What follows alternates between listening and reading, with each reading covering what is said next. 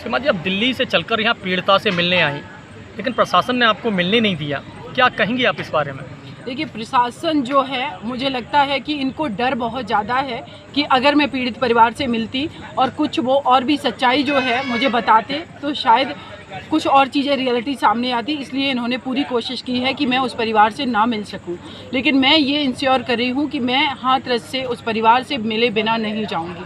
मैं यहीं हूँ, डीएम साहब, एसपी साहब और साथ में आईजी, हमारी सभी से बात हुई है और उनका कहना है कि हम मौका मिलेगा और हम मिलवाएंगे। तो अभी क्या आश्वासन दिया है डीएम एसपी ने हाथरस के ने आपको? उन्होंने कहा है कि मैडम आप थोड़ा सा वेट कीजिए और हम पूरी कोशिश करेंगे, आपको मिलवाएंगे। लेकिन ये उनका आश्वासन है, लेकिन मेरी भी ये जिद है कि मैं मिले बिना नहीं जाऊंगी। अगर वो अपना आश्वासन पूरा नहीं करते हैं तब भी मैं मिलकर ही जाऊंगी, क्योंकि सत्येंद्र से मेरी बार बार बात हो रही है, उनके ब्रदर से। उनका कहना है कि दीदी ये लोग मुझे गाँव से नहीं निकलने दे रहे हैं, जो वहाँ गाँव है उनका, और गांव के से करीब 1-1.5 किलोमीटर की दूरी पर उन्होंने बैरिकेड्स लगाए हुए हैं और वो बैरिकेड्स के अंदर से ये किसी को नहीं जाने दे रहे हैं, मुझे भी नहीं जाने दिया। लेकिन मैं मिले बिना नहीं जाऊंगी। आखिर मेरे से इनको क्या डर है? और इनका कहना है कि नहीं स्पेशल हो जाएगा अगर मैं आपको मिलवा दूंगी तो और लोग, और कौन लोग? आप किसकी बात कर रहे हैं?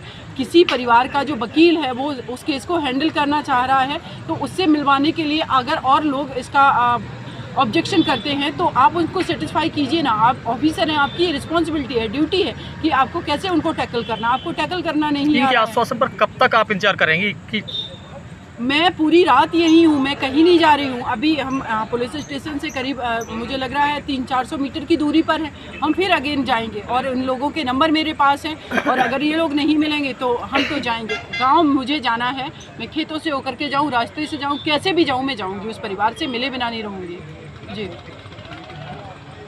अगर आप मिलने जाएंगी तो मुझे लगता है कि बहुत ही दकियानूसी उनका आर्गूमेंट था कि मेरे मिलने से, जो एक एडवोकेट है उनके मिलने से क्या होगा, कि मैं किसी पॉलिटिकल पार्टी से नहीं हूँ।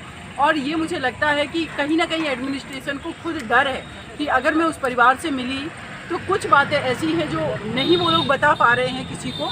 जो कि एक विक्टिम होता है, क्लाइंट होता है, वो अपने एडवोकेट को सारी बात बताता है और वो लोग मुझे बताएंगे तो शायद कुछ और रियलिटी सामने ना आ जाए। ये इनको डर है, लेकिन ये नहीं समझ रहे कि अगर पीड़ित परिवार को अपनी बात रखने का पक्ष मिलेगा प्रॉपर तरीके से तो जो उनका गुस्सा है, जो लोगों का गुस्सा है, ये चीज़ें कम होंगी और जो बेटी जिसको जस्टिस दिलाना है हम सब लोगों के, उसमें कम से कम सहयोग तो होगा। अभी आपने डीएम और एसडीएम के साथ, डीएम और एसपी के साथ मीटिंग की, क्या आश्वासन दिया उन लोगों ने आपको? उन्होंने आश्वासन दिया है कि मैडम हम आपको मिलवाएंगे और इसीलिए मैं रुकी हुई हूँ।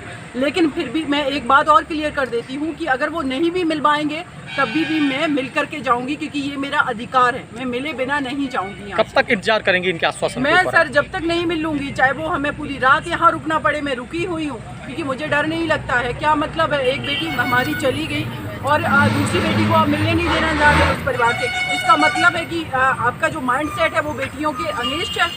और यही मुझे प्रतीत हो रहा है कि एक बेटी को आप बचा नहीं पाए। जब वो बेटी की डेथ होगी तो आपने रात में डर के वजह से उसको पेट्रोल डाल करके जलाया। ये आपने क्राइम किया है, एक बेटी के खिलाफ है, एडमिनिस्ट्रेशन ने क्राइम किया है ये।